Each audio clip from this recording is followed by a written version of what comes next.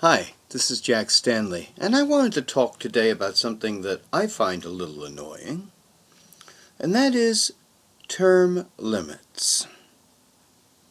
Now, I think that we should start to think about this because when I watch a lot of these political events or the State of the Union where the president comes and speaks, take a look at the audience.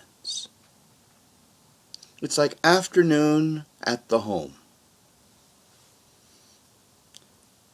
What is the average age of senators?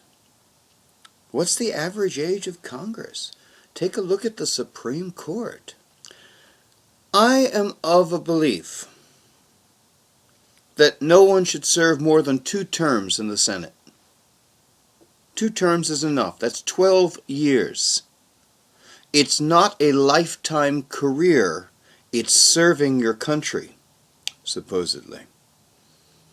I would be willing to look at it with the House and allow 4 terms.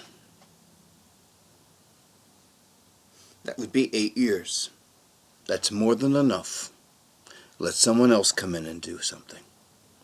With the Supreme Court, I think there should be an automatic retirement age at 75. You know, if you think about how things were in the Senate and Congress over the last few years, you had Strom Thurmond. He was 100 years old. He had no reason to be in the Senate. You had Richard Byrd, who was 100 years old. He had no reason to be in the Senate. He had been there so long. His father had been there. Why are these people just staying there? 12 years. That's enough. And then you get fresh blood in. You know, if you have a pond and there's no water movement, the pond starts to get nasty.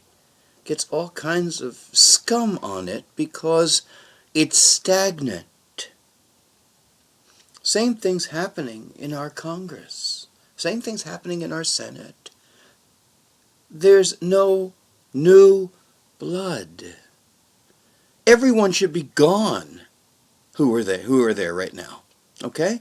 Anyone there longer than 2 terms, hasta la vista. Go do something else. Most of them are lawyers. They have their own practice.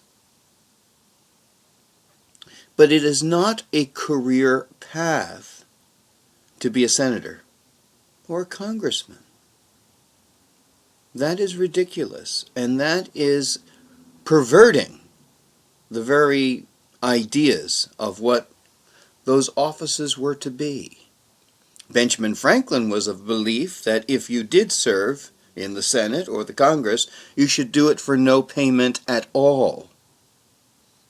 But nowadays, there's money everywhere. You have lobbyists, all kinds of corporate trips and this and that. The other thing that comes to mind is the fact that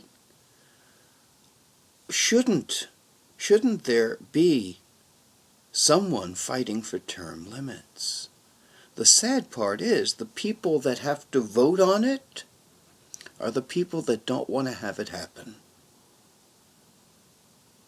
As with the Supreme Court, I really think that there should be an age limit. You don't want to wait till they fall over and die. That's the way it has been. That's stupid. You bring in new people. You need to bring younger people in who understand younger things, the things that are happening now.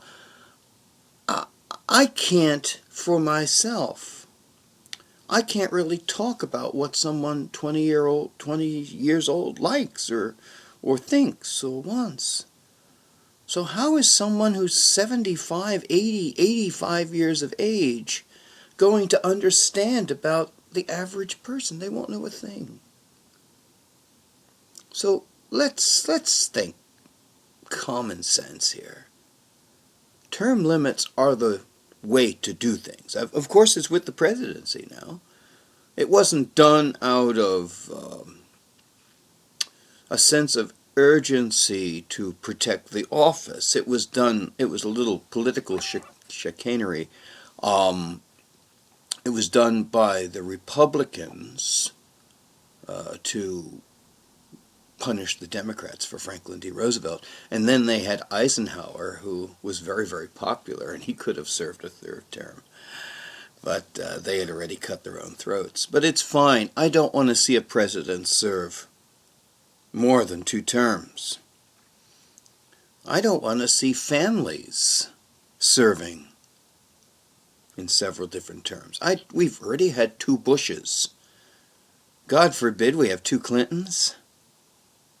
Can't we get rid of all these old people and bring in young, thinking, idealistic people? That's what we need. That's why the United States was created in the first place. It was people that had new ideas. Not the same boring, dead, stagnant stuff that seems to be going on every day in the Senate and in Congress. Look at them.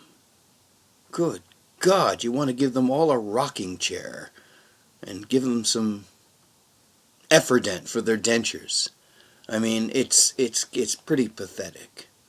And so it's about time that we should clean house, put in term limits, and start to allow the water in Congress and the Senate to move and remove the stagnation.